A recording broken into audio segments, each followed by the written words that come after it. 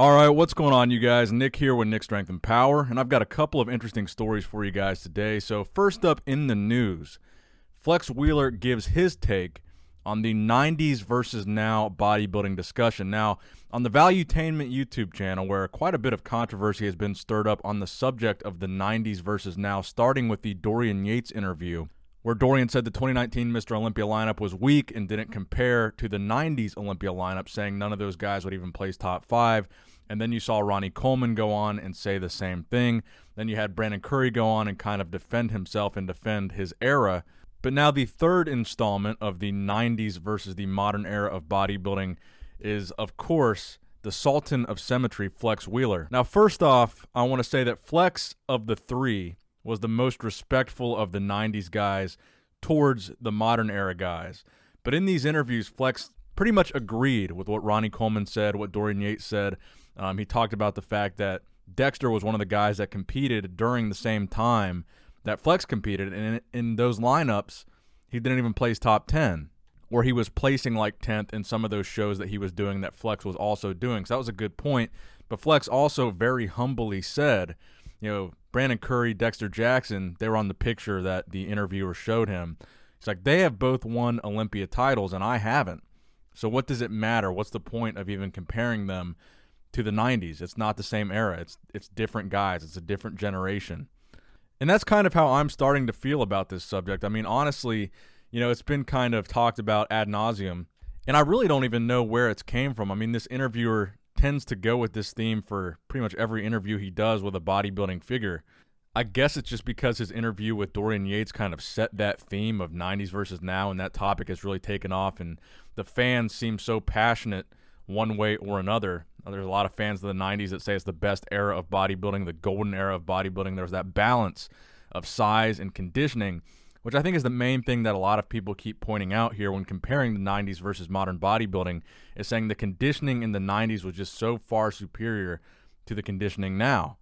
And I'm flashing some photos up on the screen now of some great 90s lineups where you can see, how good these 90s guys really were, because there is some truth to the statement that the 90s was the golden era of bodybuilding, or that the 90s was a fantastic era of bodybuilding, because these guys not only had this great shape and great structure and a pretty decent amount of size in the 90s, starting with guys like Dorian Yates and Ronnie Coleman, but the conditioning was phenomenal because you had successful smaller guys like a Sean Ray or a Lee Labrada, Rich Gaspari, maybe more of the 80s with Lee Labrada and Rich Gaspari. But some of these smaller guys, particularly Sean Ray, were placing very well in some of these lineups because their conditioning was so good, and they raised that bar of conditioning to where the other guys that were bigger had to come down to their level in terms of conditioning, and it made this crazy balance of these super conditioned physiques. And the result really was a phenomenal era in bodybuilding. And the thing today, you don't really see smaller, more conditioned guys in a men's open lineup. You typically only see guys pushing to get bigger and bigger. So typically on the Mr. Olympia stage, the top 10, every single guy in that top 10 is going to be a big dude, probably 240 or 250 minimum in that men's open top 10 lineup at the Olympia. And I think a big reason for that could be, the multitude of divisions that we have in bodybuilding now. You've got classic physique, you've got 212.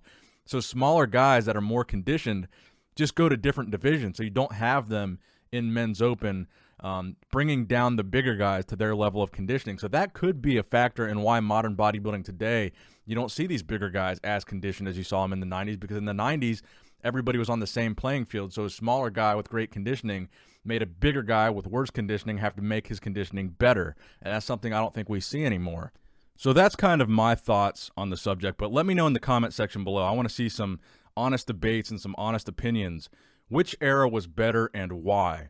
The 90s era of bodybuilding or the modern era of bodybuilding? I want to see you guys argue this out in the comment section below and try to make some good points and some good arguments down there. I want to read all these and see what you guys really honestly think.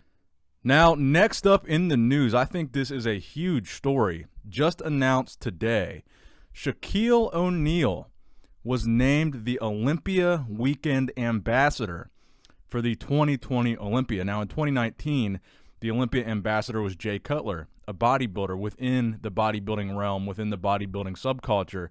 But Shaquille O'Neal, a major, mainstream, widely recognizable, public figure, being involved in bodybuilding to this extent, being involved into the Olympia to this extent, I think could bring a lot of new eyeballs to the Olympia stage. Now, that being said, I did report a week or two ago in one of the news videos that Shaquille O'Neal had went to the Tonight Show with Jimmy Fallon. And when he went to that show, he brought Dan Solomon. So I made the point to report that a couple news videos ago because I thought there was something underlying there that would be big news. There was something going on with Shaq and the Olympia. I know he's been present at the Olympia before. I know he's been present at the Arnold before. I know he's interested in bodybuilding. He posted that posing video a couple weeks ago. So I knew to some extent Shaquille was going to have some kind of involvement with bodybuilding in 2020. The fact that he brought Dan to the Tonight Show, I thought could be foreshadowing something. And maybe you'll see some mainstream Olympia promotion on something like the Tonight Show, on something like NBC, which is another thing that could happen, is if the Olympia finally makes a network TV debut. I know in the past, different bodybuilding shows have been on ESPN. I know at one point the Arnold Classic was on CBS, I believe. So bodybuilding has been on mainstream TV before, so it's not entirely impossible that it could happen again. And with the presence of somebody like Shaquille O'Neal having this role, and I believe the main goal of this position is to reach new audiences and to get new people interested in bodybuilding, I think that's a very good choice for that position. And I think you really need a big name associated with the Olympia at this point, especially with Athleticon 2020. I know I've talked about this a lot, but I think Athleticon is going to be massive. Having The Rock's name tied to a show, I think The Rock's name at this point could even be bigger than Schwarzenegger's in terms of actual mainstream reach. So to compete with that, the Olympia, I think, needs a bigger name. And I think Shaquille O'Neal is about as big as it gets, no pun intended. So I thought that was very cool news. I'm excited to see what happens. So congrats to Dan Solomon for that major power play there. Now, next up in the news, in Arnold Classic news, Dexter Jackson, 2008 Mr. Olympia winner and the winningest bodybuilder of all time, particularly in Arnold Classic titles, 6 weeks out from the Arnold Classic, doing a lot of leg days, posting a lot of updates from his leg days on Instagram. Now, I haven't really done too many Dexter Jackson updates in my news videos really at all. That reason is Dexter Jackson has had me blocked on Instagram for years, and I really don't know why. However, I do still want to cover Dexter Jackson as it relates to this Arnold Classic prep because he really has to be in the conversation as a favorite for this show. He's won the Arnold Classic title more than any bodybuilder ever, certainly more than any bodybuilder in that lineup. It should go without saying. He's the only Mr. Olympia winner in that lineup at this point. He's not the only Arnold Classic winner in that lineup, but he is the only Mr. Olympia in that lineup right now. Now, his placing at the 2019 Mr. Olympia was not that great.